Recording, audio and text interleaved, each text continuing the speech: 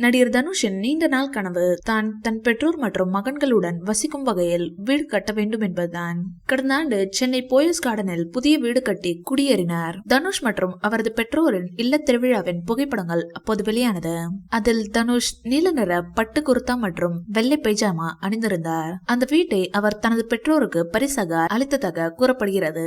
2021 தனுஷும் அவரது முன்னாள் மனைவி ஐஸ்வர்யாவும் போயஸ் கார்டனில் உள்ள அவரது புதிய வீட்டிற்கு பூஜை செய்தனர். இதில் ரஜினிகாந்த் மற்றும் அவரது மனைவி லதாவும் கலந்து கொண்டனர். இருப்பினும் 2022 இருவரும் 18 வருடங்கள் ஒன்றாக வாழ்ந்ததுக்கு பிறகு பிரிந்து செல்ல முடிவு செய்தனர். 2 ஆண்டுகளுக்கு பிறகு தனுஷின் புதிய வீடு கடந்த ஆண்டு நிறைவடைந்தது. அப்போது தனுஷ், அவரது பெற்றோர் மற்றும் அவரது உடன் பிறந்தோர்கள் கலந்து கொண்ட இல்ல விழா நடத்தப்பட்டது. நடிகர் தனுஷின் போயஸ் கார்டன் வீடு புகைப்படங்கள் அப்போது சமூக வலைதளங்களில் வைரலாகியது. தற்போது ஐஸ்வர்யா மற்றும் தனுஷ் பிரிந்துள்ள நிலையில் ஏன் தனுஷ் போயஸ் கார்டன் வீட்டில் தங்கியிருக்கிறார் என்ற கேள்வியும் எழுந்தது.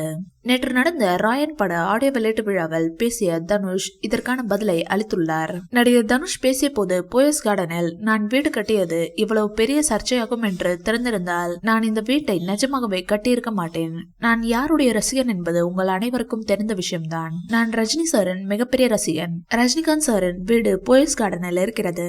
நான் என்னுடைய 16 வயதில் ரஜினி சாரின் வீட்டை பார்க்க வேண்டும் என்று நினைத்து ஒரு வழியாக பார்த்தேன். மறைந்த முன்னாள் முதல்வர் ஜெயலலிதாவின் வீடும் போயஸ் கார்டனில் தான் இருக்கிறது.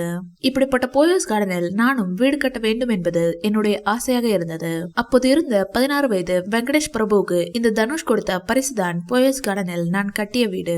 நான் யார் என்று அந்த சிவனுக்கு தெரியும். என் அம்மா அப்பாவிற்கு தெரியும். நான் யார் என்று என்னுடைய ரசிகர்களுக்கும் தெரியும். எல்லாவற்றிற்கும் காலம் பதில் சொல்லும் என்று தனுஷ் பேசினார். தற்போது தனுஷ் தெலுங்கு இயக்குனர் சேகர் கமுலாவுடன் குபேரா படத்தில் நடித்து வருகிறார். ராயன் படம் ஜூலை 26 வெளியாக உள்ளது. இந்த வீடியோ பிடிச்சிருந்தா லைக் பண்ணுங்க, ஷேர் பண்ணுங்க.